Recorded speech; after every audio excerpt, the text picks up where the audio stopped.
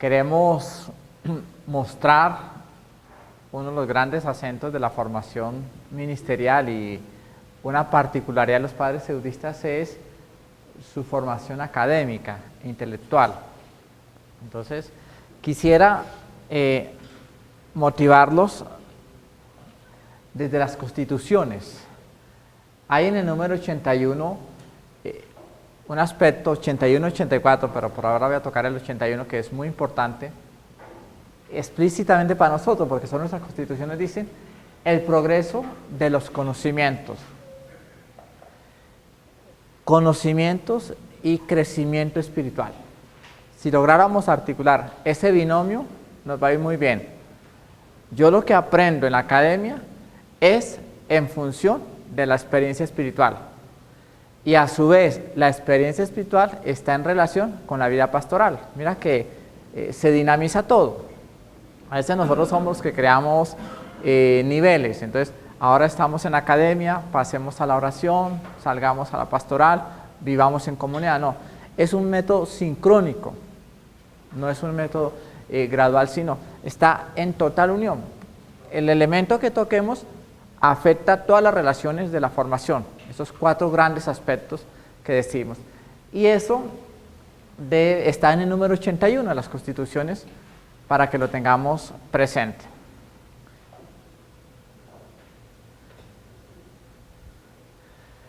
La pregunta que siempre será permanente para nosotros es: ¿qué sacerdotes queremos formar? Imagínense, ustedes que están en proceso de formación, nosotros que seguimos en formación, nos hacemos la misma pregunta. Esta pregunta es vigente, no tiene época ni tiene destinatario, es para todo aquella persona que quiere seguirse cuestionando, porque hay una relación estrecha entre sociedad y sacerdocio y sociedad. Si lográramos crear esa gran pregunta, le va a dar una dinámica interesante a nuestro proyecto. ¿Para qué sociedad me estoy formando? ¿Qué sacerdote necesita la sociedad que estoy viviendo? Exactamente. Esa es la realidad que a nosotros nos corresponde tener. Gracias. Vamos a hacer una... Entonces, esta es la pregunta que es para nosotros fundamental. ¿Para qué o qué sacerdotes queremos formar?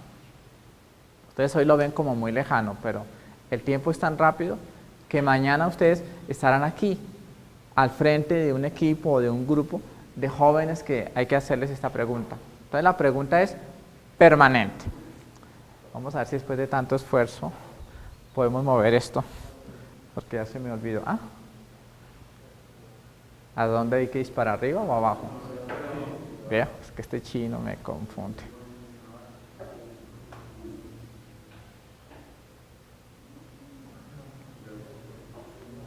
Al menos disparemos a frente, ¿cierto? Hagamos algo al menos, ¿cierto? Entonces, esta es la gran pregunta. ¿Ya vio? ¿Cuál es la agenda académica del siglo XXI? Entonces, esto que vamos a decir, mira, se demora 80 y tantos años que nos falta estamos ahora empezando el siglo XXI. 5 grandes elementos, considero yo, seguro que se tienen que ir ampliando con el tiempo, 5 grandes elementos en la formación. Estoy desde el punto de vista académico o de forma intelectual. ¿Cuál es el impacto de las TICs hoy tan esencial? Hoy que pensar de otra manera sería pensar en tiempos pasados.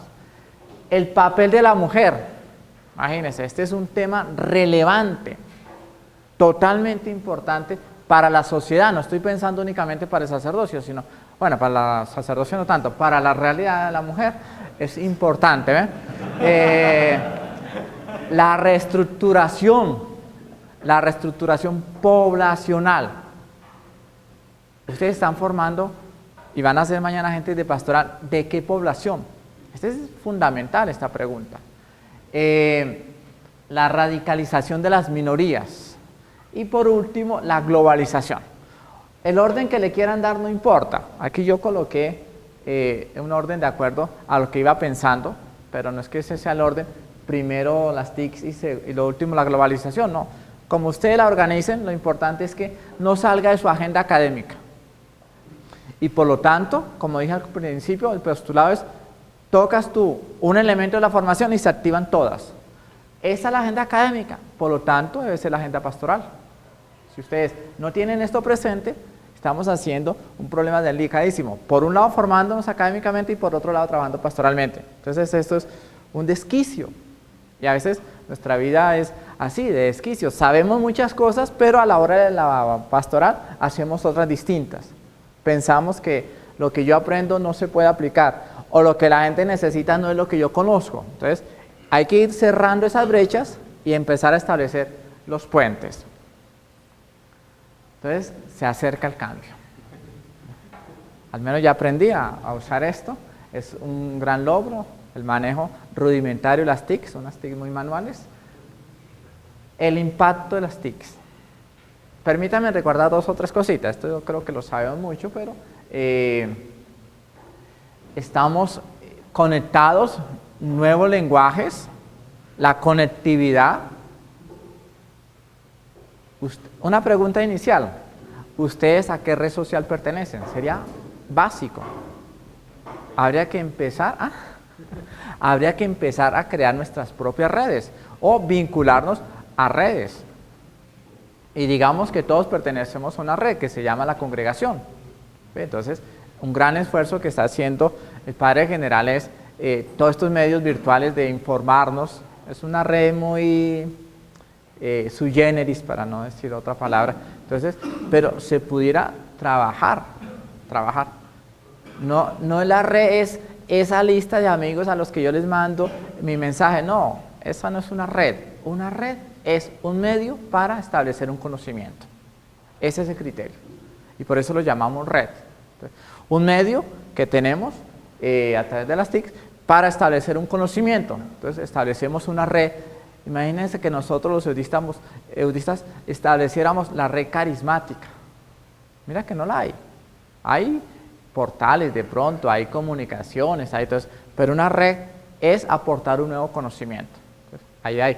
O nosotros que somos tan fuertes y la gente nos va caracterizando tan fuertes en los medios de comunicación, pero no tenemos redes. Entonces, queda el empeño muy a la intención de la persona, al buen esfuerzo de la persona, pero esa no es la red. La red no es quién se destaca, sino cómo construimos un conocimiento.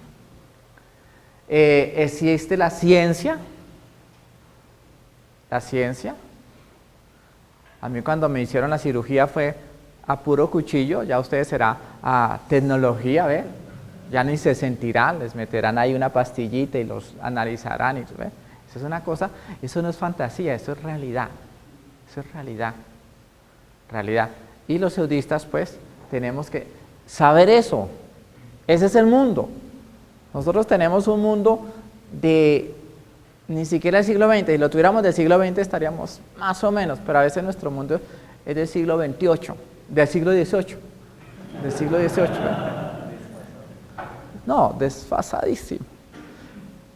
Vamos al médico con teorías del siglo XVIII. Yo sé que si me tomo esta agüita me alivio. No, eso es siglo XVIII.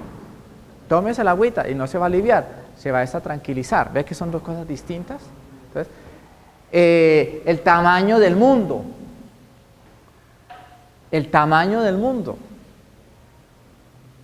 El mundo es más grande que este lugar y se crearon los ciberespacios.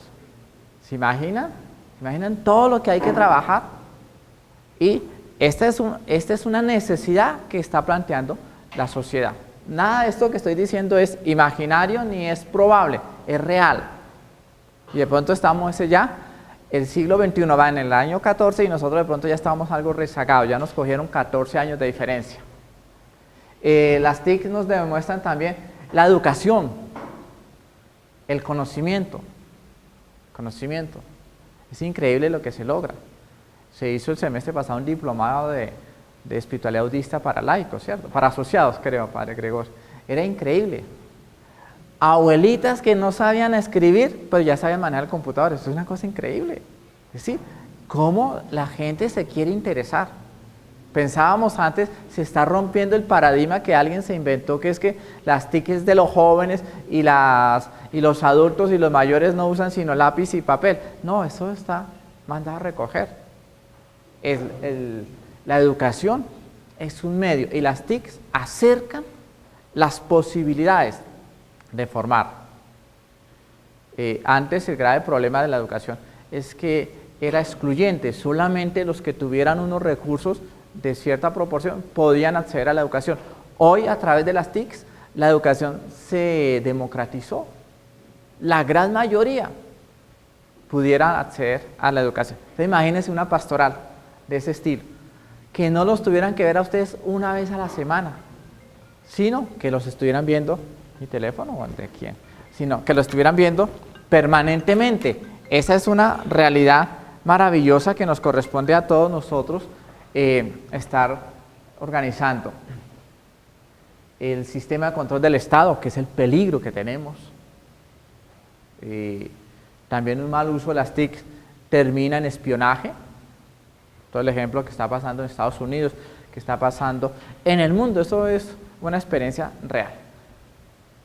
El papel de la mujer en la sociedad, ¿no? Entonces, veamos, estamos en un proceso de feminización del mundo. Eso es increíble, increíble lo que está pasando. Hace 20 días, para no citar sino un ejemplo reciente, hace 20 días teníamos 5 candidatos participando en la política, en la presidencia, y 2, el 40% eran respuestas femeninas.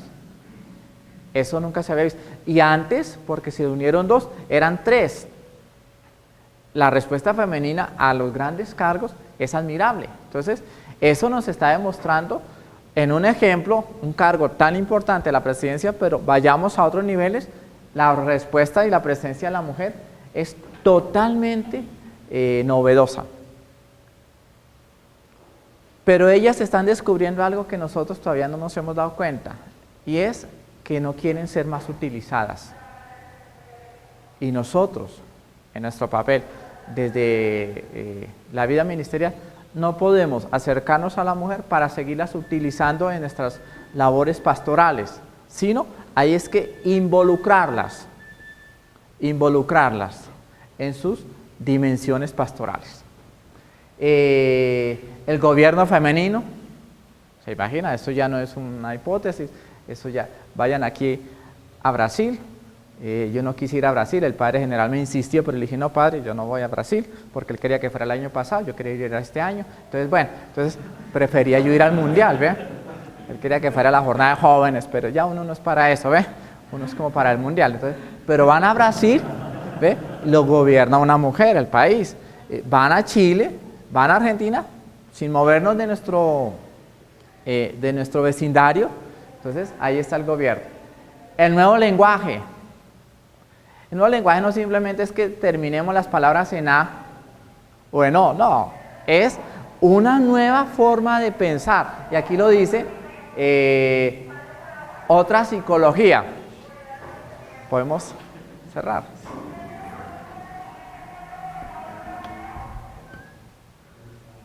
¿Sí en el nuevo lenguaje? La mujer... Por lo general la mujer habla mucho, y si le dan ¿el qué? El radio, imagínense, habla mucho y se le escucha más duro, ¿eh? Bueno, eso es los nuevos lenguajes. La sociedad con otra psicología. ¿Estaremos preparados? Mira los grandes retos de la sociedad, desde el papel de la mujer. El 56% de las profesionales, de todos los que, el 100%, el 56% que se gradúan son respuesta femenina. Nosotros estamos en una facultad, Ciencias Humanas y Sociales, donde el 75%, diría yo, es respuesta femenina, porque tenemos 2 programas que son de mucha asistencia femenina. Trabajo social, que se enorgullecen de decir que tienen en trabajo social 1000 estudiantes más o menos, 990 mujeres y 10 que están buscando a ver si consiguen otra carrera, quiero decir, entonces, que son 10 varones. Entonces, y en psicología Pues no es igual. De 400 a 500 habrá 25% masculina y 75% femenina aquí en nuestra universidad. En cambio, ¿sí que en filosofía cambia el horizonte? En filosofía es 90% tal vez presencia masculina y 10% presencia femenina. A mí me parece que esto es muy interesante porque son maneras epistemológicas distintas de entender el mundo.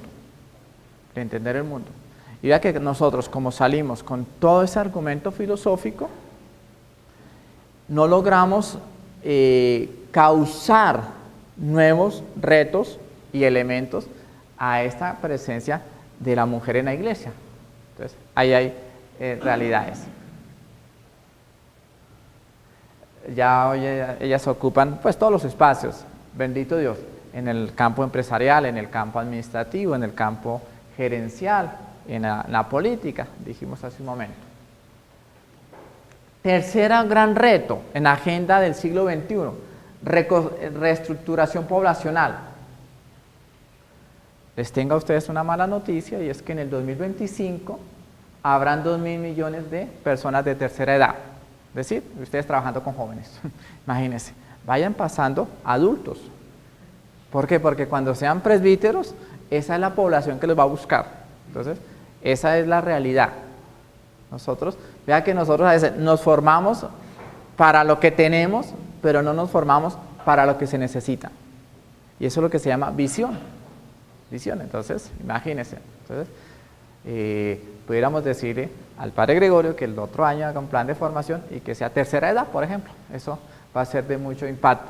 Hoy no se ve, pero es que como nos estamos formando es para cuando ustedes sean presbíteros y para la realidad de la sociedad. Esto no es un diagnóstico eclesial, esto es un diagnóstico de sociedad. La realidad va caminando por ese tema. Entonces, los temas importantes es la salud, un tema grandioso. Para nosotros esto es maravilloso, porque tenemos un campo grandioso desde el proyecto de Jesús. Jesús ofrece una respuesta de salud que cualifica al hombre. El tema médico, nuevos modelos de ciudad, en esta reestructuración poblacional, nuevos modelos de ciudad. Bogotá es un ejemplo de lo que nos puede estar pasando a muy poco tiempo. Una ciudad con 4 diócesis simultáneamente. A nosotros nos pasa algo muy interesante porque nuestros obispos son muy queridos, pero estamos en la diócesis, aquí un minuto de Engativá, pero cuando nos invitan a Valmaría estamos en otra diócesis, que es la arquidiócesis, y cuando nos invita el padre Jairo a Ciudad Bolívar, pasamos a otra diócesis. Mira que las ciudades se van reconstruyendo y se van pensando diferente, muy distinto. Diríamos lo mismo de nuestro modelo académico, se está pensando distinto. Diríamos lo mismo de mi manera de acercarme desde el argumento a la realidad, se está pensando distinto. Tengo esa movilidad académica, tengo esa flexibilidad de pensamiento. Nuestros pensamientos a veces son mucho más rígidos. Una ciudad tan grave, tan grande y tan heterogénea como Bogotá, la arquidiócesis de Bogotá, cuando era la arquidiócesis solamente, lograr esta transformación es de los grandes hitos que nos han pasado en la iglesia en los últimos años. Y es un ejemplo en Bogotá, pero es un ejemplo para Colombia. De los grandes hitos de la iglesia ha sido cómo la arquidiócesis pudo darle dinámicas nuevas. Y no con eso se mejoró el proyecto eclesial, sino se fortaleció. Y los grandes logros se van a medir en organizaciones laicales, en respuestas ministeriales, en comunidades más vivas. La reestructuración de la poblacional pues, nos está invitando a esperanza de vida, oportunidades, nuevas profesiones. Hacia allá están. Ustedes que tienen tanto acercamiento a los jóvenes, ¿hacia dónde los están orientando cuando les piden un consejo profesional? ¿Quisiera estudiar qué? No solamente puede ser el espectro lo que a mí me gusta, ¿ve? Sino lo que la sociedad reclama. Lo que la sociedad reclama. Yo estoy convencido que a 10 años, estos jóvenes los que están ahorita en este momento trabajando pastoral educativa en los colegios, si les piden un consejo, yo creo que la gran ciencia de 5, 6, 7, 8 años, pues es muy fácil de descubrir. Hace 20 años se decía que la gran ciencia era la psicología. Bueno, hace 20 años teníamos más problemas psicológicos. Hoy con tantos psicólogos estamos preocupados porque ellos son los que tienen el problema, ¿ve? Ya nosotros, ya no tanto, ¿ve? Entonces, se cambió, se dio. Pero en 5, 6, 7, 8 años, el gran desarrollo de la ciencia, no sé cómo se va a llamar, el padre aquí Alvaro, me puede ayudar el padre Álvaro, es los muchachos de hoy están perdiendo la audición. Cada día son más sordos. Y es natural, porque se colocan aquí, dentro de la oreja, un parlante más grande que la oreja, ¿ve? Entonces, no oyen. Por más esfuerzo que hagan, no oyen.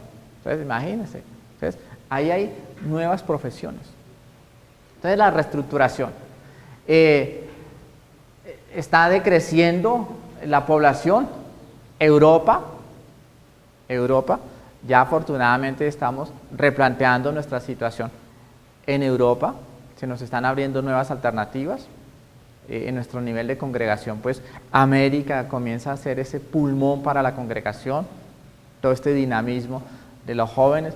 Ya nos visitan las provincias a conocer nuestros proyectos de vida. ¿Por qué? Porque la reestructuración que se da aquí es muy interesante y lo que se necesita ya en Europa, en Norteamérica, es muy importante. Por eso esta gran alianza que se tiene o este proyecto que se establece con África es fundamental. Se entiende desde este proyecto, de lo contrario no se entiende, entonces se mira como algo lejano.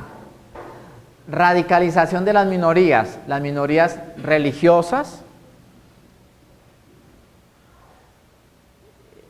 Se comenzó en mayo, se comenzó a ver si se logra hacer, ahí 1 año y medio hasta diciembre del 2015, hacer el mapa en Bogotá de las respuestas religiosas. Vamos a ver si se logrará hacer. ¿Por qué? Porque esto es fundamental. El mapa eclesiástico es fácil hacerlo. ¿Cuántas parroquias tenemos? ¿Dónde están? ¿Qué comunidades están? ¿En qué trabajan? Pero salgámonos de esta nomenclatura y empezamos a entrar en ciertas inconsistencias. El mapa judío es fácil hacerlo porque solo hay una presencia, que es la sinagoga, y ellos empezaron a hacer algo muy interesante, empezaron a hacer transformación social. Ya no solo con judíos, están haciendo un modelo importante aquí en Bogotá de prestar servicios, creo que en Bosa, están haciendo una experiencia piloto muy interesante. Y nos siguen llegando respuestas religiosas, desde las pequeñas. Yo tengo estudiantes en el Instituto Bíblico que son los fundadores de su comunidad, imagínense. Entonces, si cada uno fuera fundador de su comunidad, imagínense cómo el mundo religioso se empobrece, ¿ve? Se empobrece. Yo tengo estudiantes que son los fundadores. Estuvieron un tiempo en una presencia, se sintieron ya fortalecidos y fundaron su propia respuesta religiosa. Entonces, ese mapa es muy interesante. Nomás por decirles, en el Instituto Bíblico hay 32 nominaciones de nominaciones confesionales, diferente a cuántas comunidades tendremos a nivel de iglesia. Estoy contando las nominaciones religiosas, 32. De las 32 creo que 3, 4, 5 tal vez son conocidas, las otras 28 o son tan pequeñas que yo soy el fundador, o son tan pequeñas que de pronto solamente hay 2 o 3 presencias en la ciudad, es decir, la mía y las de mis 2 hermanos. Bueno, pero ese es el asunto. Las etnias, todo lo que está sucediendo, pensar y formarnos para eso. La identidad racial, un tema que no puede estar ajeno a nosotros. La transculturación, los impulsos regresivos. Mira, estamos pasando una época muy curiosa. Hay unos estados de la sociedad que quisieran como detenerse y retroceder. Lo llamaríamos involución. Aquí se está llamando las contrasociedades. Las contrasociedades. Y eso es lo que a nosotros nos toca conocer. No podemos andar con vendas. Lo que no sea carismático no me interesa. No, mira que es muy peligroso. La sociedad tiene muchos colores. Y el sacerdote es para la comunidad. Es para la comunidad. ¿Ve? Aquí la gran pregunta es, ¿quién se entrega a quién? ¿Yo a la comunidad o la comunidad a mí? Donde podamos entender esa dinámica, se puede establecer el plan que requerimos y que necesitamos. Los fundamentalismos tan graves, las sociedades veloces, las sociedades lentas, ¿no? No preguntemos aquí en qué sociedad estamos, yo creo que estamos en una sociedad muy bien.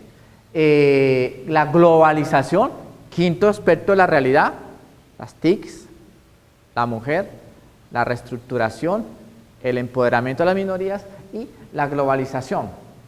Tal vez hubiera sido esta primera porque es la más conocida. La velocidad económica.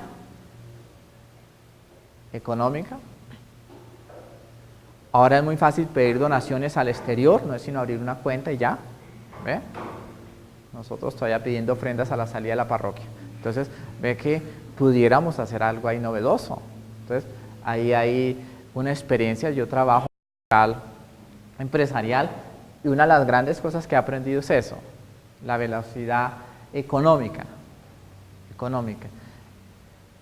Imagínense, velocidad económica y redes sociales, úname en esos dos puntos, el primero el de las TICs y el segundo el de la globalización, únalos y les sale un proyecto pastoral inimaginable. Primero, mediante las TICs, están evangelizando, yo estoy evangelizando en los países árabes.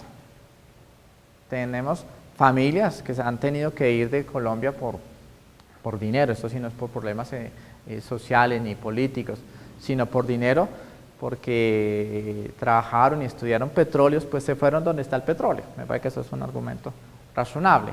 Entonces se fueron donde está el petróleo. Entonces ahora me dijeron, padre, ¿qué necesitan? Pues yo, como soy eudista humilde, le dije que me lleven para allá, entonces voy a ir allá. Entonces eso es para ir a conocer, ¿ve? Que eso es muy importante. Entonces, el petróleo y el capitalismo. Mira que nosotros estos temas no los colocamos como agenda de formación. Capitalismo, pues decimos 2 o 3 palabras, el planteamiento frente al dinero, pero hoy el gran tema es petróleo y capitalismo.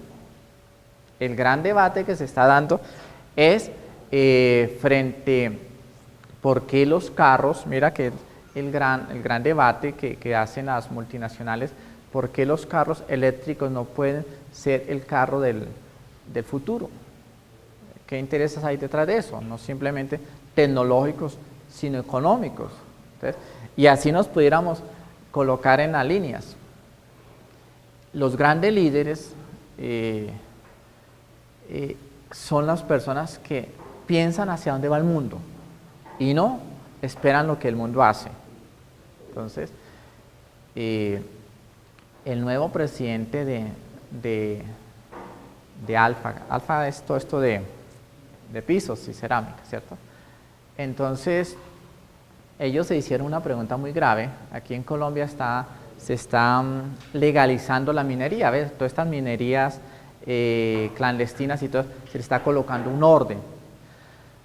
Y todo esto que vemos en su gran mayoría, pues de pronto se extraía de esas situaciones ilegales. Yo compraba la roca, la procesaba y tenía la industria y la vendía. Entonces, cuando apareció este problema, que se va a ver más adelante, cuando nos toque construir, imagínate eso, nosotros que somos buenos para la construcción, entonces el presidente de Alfa lo nombraron el año pasado y ante este problema se fue a buscar la solución antes de que aparezca la situación aquí en Colombia. y averiguó y encontró que en Francia los ladrillos ya no los están haciendo de cemento y de rocas, sino los están haciendo reciclados. Imagínate, entonces, y después los pintan y se ve, y es la misma estructura, la misma fortaleza, pero 60% más económico. Imaginen lo que se está ganando una empresa, 60% más económico. Pueden ellos competir con el mercado, pueden ellos adaptarse a las leyes y pueden bajarle el costo al producto y seguir ganando. Entonces, un hombre que antes de que aparezca la legislación en Colombia y empiece a decir a partir de mañana hay que hacer así la industria, ya él tiene la solución y la está empezando a implementar, a adecuar sus estructuras para que el día que le toque ya tiene un paso adelante. Entonces, eso es lo que a nosotros nos toca ir pensando. Imagine que nosotros tuviéramos esas propuestas, que mi proyecto educativo fuera tan interesante que yo ya supiera lo que necesita la pastoral. Y no es muy lejos averiguarlo, nos falta es hacerlo. Yo en mi estudio, en mi diagnóstico que he hecho de realidad pastoral, el sacerdote, ustedes que están a la puerta, les toca un momento y ya llegan al ministerio.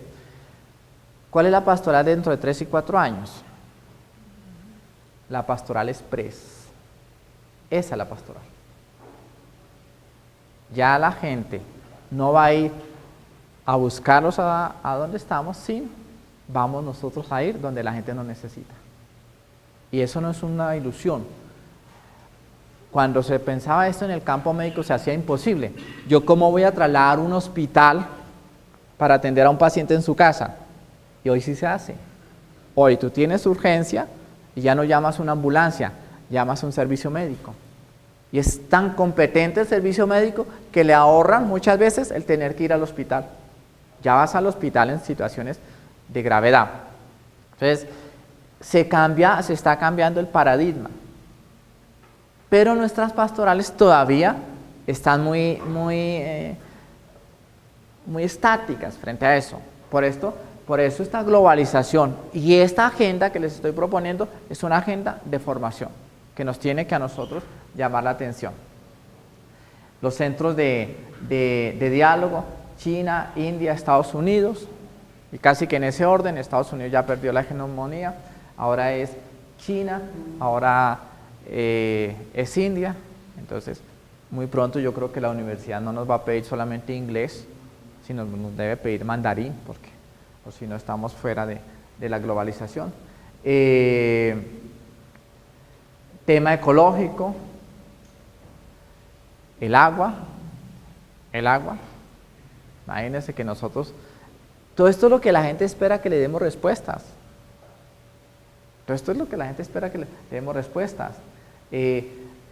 La gran pregunta entre eficiencia y equidad es lo que nos corresponde hacer. Todo está cambiando, entonces, pero no temeré los cambios de la vida. Este es un pequeño credo que yo me he construido. La vida está llena de cambios. Unos me gustarán, otros no, pero está cambiando la vida. Pero sea como sea, yo los afrontaré, enfrentaré y a ellos me adaptaré.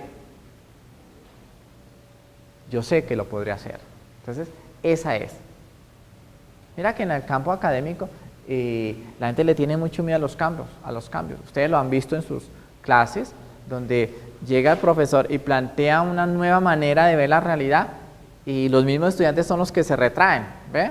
Dan un paso hacia atrás. ¿Por qué? Porque no solamente es aceptar el cambio, sino involucrarse en el cambio. No solamente es aceptar que hoy el diálogo es eficiencia y equidad, sino involucrarse en la respuesta. ¿Tú estás favoreciendo la eficiencia o estás favoreciendo la equidad o estás encontrando la armonía de ambos? Entonces, esa es la experiencia que nos corresponde hacer. Entonces, es muy difícil. Los cambios académicos, el paradigma intelectual, a veces se detiene tanto que no parece que avance. que pareciera que estuviéramos como que el tiempo no avanzara, cuando el mundo progresa y la medida del tiempo es cada día mayor. A nosotros nos preguntan cuál es la misión y cuáles son los objetivos de la formación intelectual. Digámoslo más simplemente, ¿para qué formarnos? ¿Para qué formarnos? ¿En qué me beneficia a mí gastarle tantos años a tanto estudio? Si yo lo que quiero es ser un pastoralista, ¿ve que la gente a veces piensa eso? La gente está pensando, por eso los proyectos de vocación en las escuelas de formación, en las escuelas en la iglesia, como las propone, es un proyecto que si no se está renovando permanentemente la pregunta, difícilmente caemos en la desesperanza.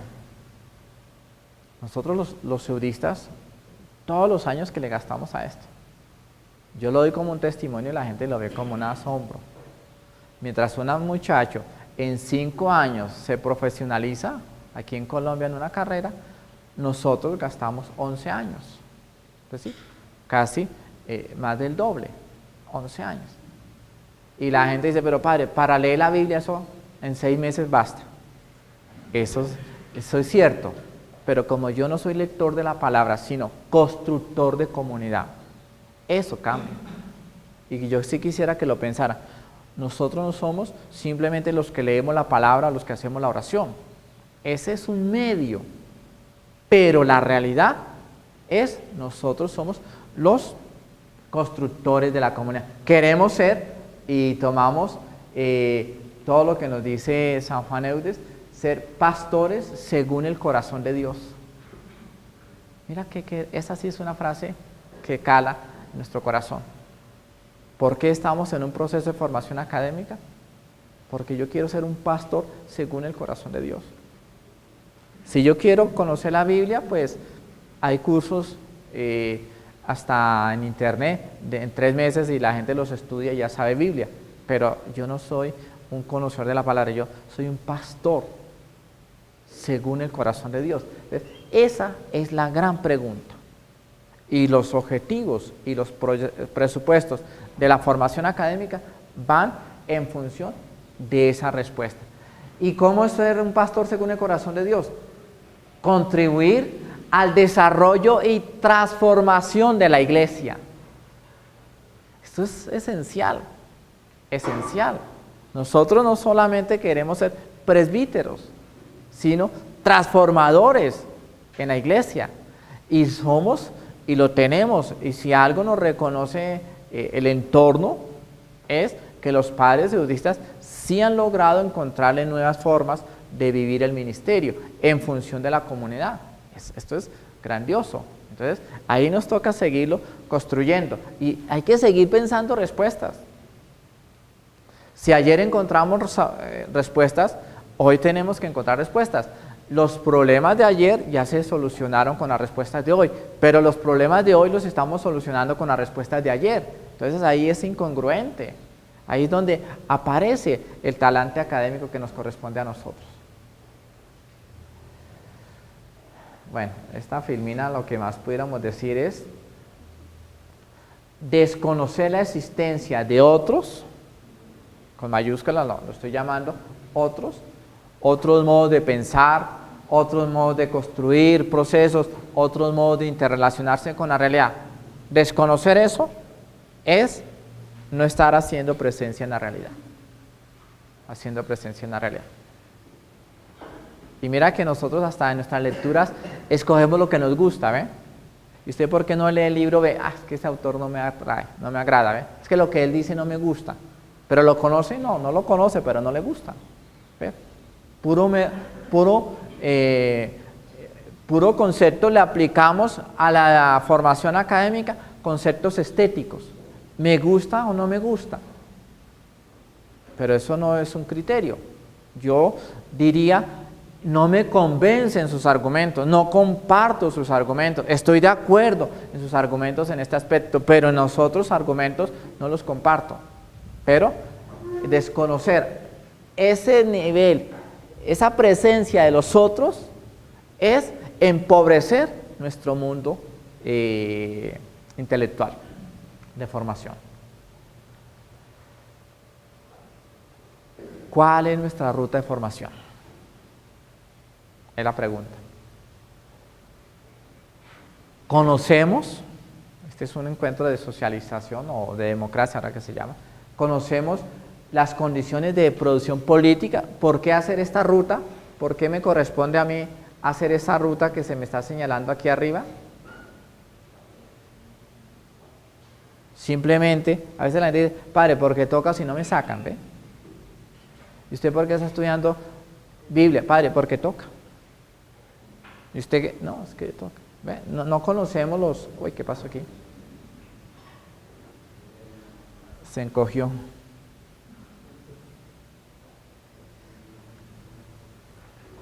Entonces, queremos pasar de esa respuesta, me toca, a conocer los criterios que me mueven. Entonces, estoy estudiando filosofía no porque me toca. Este curso de filosofía responde a una necesidad que tiene la sociedad y que la comunidad piensa responder de esta manera. Le cambia el acento, ¿eh? Entonces, ya no estoy haciendo curso, ya no estoy haciendo porque me toca ir a estudiar en filosofía lógica, por ejemplo, o en Biblia este curso, o en teología este curso, sino porque la sociedad reclama. Ese es el problema. Y esta es la respuesta.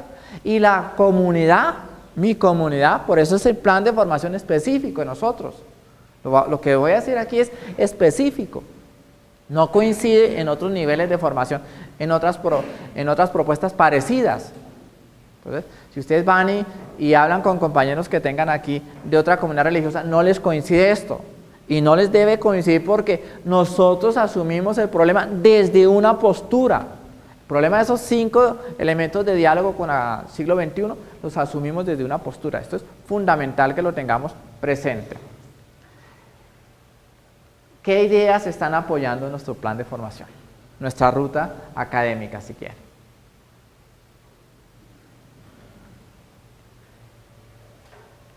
Esta es el electrograma de la formación.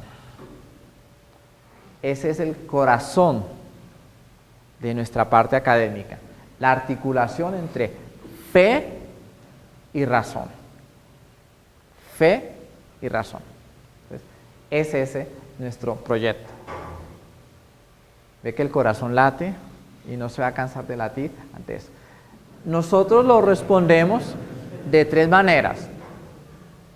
Tenemos, y creo que ese es el orden, en primer momento les pedimos a nuestros jóvenes que entran en formación, pues unos argumentos humanísticos sólidos, y la comunidad, la provincia en particular, se los ofrece a través de los estudios de filosofía. Esto es fundamental. No es que están estudiando filosofía, excepcionalmente algunos, y aquí sí hay un cambio de paradigma. Ustedes no notan el cambio porque la lucha nos tocó hacerla a nosotros, pero el cambio de paradigma era que todo joven antes, no en la provincia, sino en la iglesia, normalmente este era un axioma, todo joven que quería ser presbítero le correspondía o le tocaba estudiar filosofía y teología. Era así. A mí no me gusta la filosofía, pues entonces no tiene vocación. Era lo que nos decían, ¿no? Entonces, era cambió. En nosotros sí cambió esto. Este sí es uno de los grandes avances de la provincia y de las casas de formación. El modelo de formación intelectual sí es totalmente novedoso. Ya no todos hacen filosofía, sino necesitan formación filosófica, humanística, tan bella. Y creo que el padre Diego en sus posiciones habla muy seguido del conocimiento del proceso humanístico. Esto es fundamental. ¿Ves? ¿Por qué les vamos a pedir a ustedes que hagan unos cursos en el programa de filosofía? Porque es allí donde se nutren los elementos para esta respuesta. Epistemología. Mira que no pudiéramos nosotros hablar si no entendemos nuestra manera de argumentar. Esto es un curso que es esencial y se le va a pedir a toda persona. Y debería no ser solamente a nosotros, sino yo quisiera que hasta en el Instituto Bíblico, para los que no son formandos, sino estudiantes del instituto, se les diera un curso de epistemología. Hemos luchado mucho por eso, pero no ha sido fácil. Y ahí es donde hay uno de los graves problemas. Nosotros aprendemos, pero a veces nuestros argumentos, nuestra manera de comprender no responde a la realidad que vivimos o al grupo al que nos enfrentamos. Entonces, ahí hay un proyecto humanístico grande y les tocará, estoy citando epistemología, pero hay otro curso que es esencial, que no nos pudiéramos excluir, metafísica, por ejemplo. Mira, esos son elementos que son hilos invisibles, pero que amarran la estructura. ¿Ve?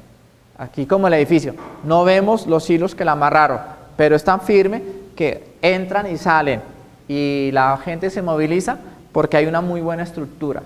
Entonces, el principio humanístico, y ese es el orden, el principio humanístico es esencial. Son esos hilos invisibles que amarran la estructura del saber. Sin esos hilos, nuestro saber se está zarandeando con mucha facilidad y caeremos en lo que es peligrosísimo y son los relativismos. Si yo no logro tener esa estructura sólida, se mueven mis saberes y mañana terminaré en relativismos. Mira el caso que me contaban el sábado de un sacerdote. Mira que uno va a una vigilia y se averigua cosas. No es mi intención, obviamente. No es la intención, pero como eso era la moción del espíritu, bueno, entonces una señora decía, mira que la gente habla tan espontáneamente, la gente habla de lo que ve, no es que esté denunciando ni nada así, habla de lo que ve. Me decía, padre, el domingo anterior, el sacerdote que nos acompaña nos hacía esta pregunta, imagínense, mira la pregunta que les hacía, ¿para qué celebrar? ¿Para qué celebrar la Eucaristía si ustedes no van a comulgar? Más bien hagamos una oración, porque en la oración sí pueden participar. ¿Sí ven hasta dónde llegan los relativismos? Y lo decía un sacerdote. Y yo que no pregunto, le dije, ¿y qué edad tenía el sacerdote? Padre, tenía 10 años de ordenado. Ah, bueno. ¿Y dónde vivía el sacerdote? Bueno, entonces ya supe que no era audista. Entonces, ¿ve? Entonces, era eso. ¿Ve? Entonces, pero si ven cuando las estructuras, los hilos invisibles no están bien puestos, la estructura se mueve y hace mover. ¿Ve? La señora lo decía con mucha espontaneidad, no estaba diciendo es que el padre no, sino ¿por qué celebrar la Eucaristía si yo no voy a comulgar? ¿Ven los problemas? Entonces, ahí está. Entonces, eso, en nuestra época, la gran pregunta que había, esas preguntas como el siglo XXI, en la década de los 90, la gran pregunta que se hacían en los seminarios era, ¿y por qué no celebrar la Eucaristía? Ya que estamos tan modernos y cambiando todo, ¿por qué no celebrar la Eucaristía con galletica y Coca-Cola? Es lo mismo. ¿Ve? Si Jesús hubiera vivido en el siglo XX, estamos hablando de los 90, hubiera tomado Coca-Cola y hubiera comido galletica. Entonces, es lo mismo. Entonces, ven que los relativismos nos colocan a todos en una situación de esquicio. Entonces, el proyecto humanístico. ¿Sí ven la necesidad, la importancia? Es la importancia. Como son asignaturas que no estamos acostumbrados, nos parecen áridas, ¿ve? Yo les digo estudiar metafísica, yo soy profesor de metafísica y me encanta, porque la gente se queda en la meta, ellos se quedan en la física y yo en la meta, ¿ve? Entonces, ¿ve? Casi no nos entendemos, porque es muy complicado. No complicada la asignatura, complicado la manera de descubrir las esencias, ahí está, la epistemología, la metafísica, la lógica. La lógica nuestra es tan extraña que somos tan ilógicos que nos entendemos. Esto es lo más curioso que hay entre nosotros. Con esos argumentos requerimos, paso 2, nos vamos a preguntarle a la palabra de Dios cuál es el proyecto del amor de Dios a la humanidad. Por eso nos metemos en un instituto bíblico. ¿Cuál es el proyecto de Dios? Aquí ya nos han dicho, cómo es el ser humano en sus grandes esencias, el humanismo. Y ahora, y ese proyecto humano, ¿cuál es el proyecto de Dios? Para este hombre. Entonces, para este hombre, para la humanidad. ¿Ve que ahorita se habla mucho de género, pero si tú no tienes una respuesta humanística sólida, te sale una respuesta transgénero. Imagínate. Entonces, eso es absurdo. ¿Ve? Padre, lo importante es que la persona se realice. Bueno, pues entonces así admitamos el suicidio. ¿Ve? Y admitamos todo. ¿Ve? Si la persona se realiza tirándose aquí del 5º piso, bueno, bendito Dios. Ellos saben por qué lo hacen. No. Yo soy una persona que tengo unos argumentos tan sólidos en mi humanismo que ya descubro que eso va contra el proyecto humano. Y si lo miro desde Dios, contra el proyecto de Dios. ¿Ve? Entonces, el humanismo no solamente nos quedamos en eso, sino nos vamos a mirar a ese hombre desde el proyecto de Dios. Y se nos abren las grandes autopistas del amor de Dios, en sus cauces, en sus momentos.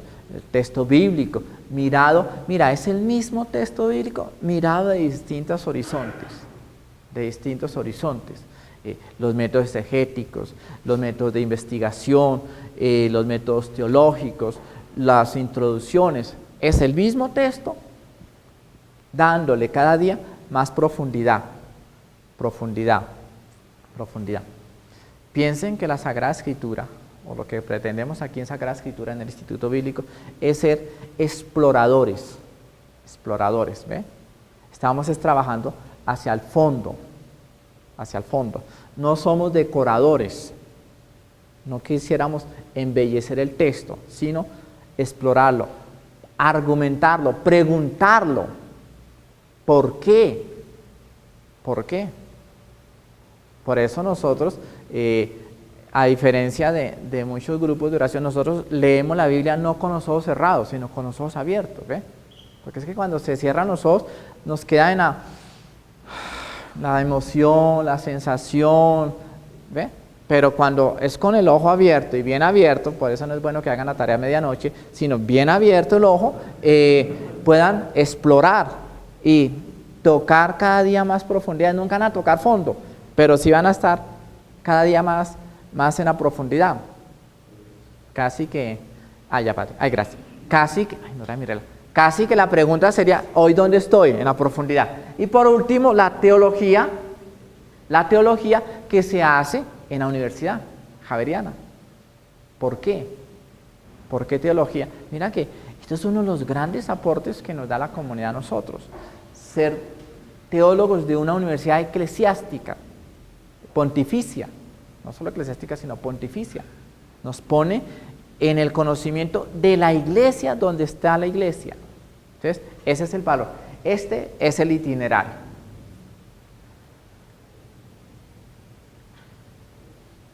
Ante eso, un minutico y terminamos. ¿Qué papel jugamos nosotros? Padre Diego insiste mucho que yo no tengo vocación de seminarista, sino de presbítero. ¿Qué papel juega el presbítero? ¿Cómo queda dentro de este mundo globalizante? Ahí están algunas. ¿En qué escenario se encuentra? ¿Dónde estamos nosotros hoy? En estas grandes interrogantes que nos corresponde hacer. ¿Cómo estoy yo en este escenario? Esa sería la gran pregunta que les dejaría. ¿Y cómo estamos nosotros en este escenario, en este itinerario de formación? Termino con esta. El mundo se está quedando sin genios. Einstein murió, Beethoven se quedó sordo y a mí me duele la cabeza.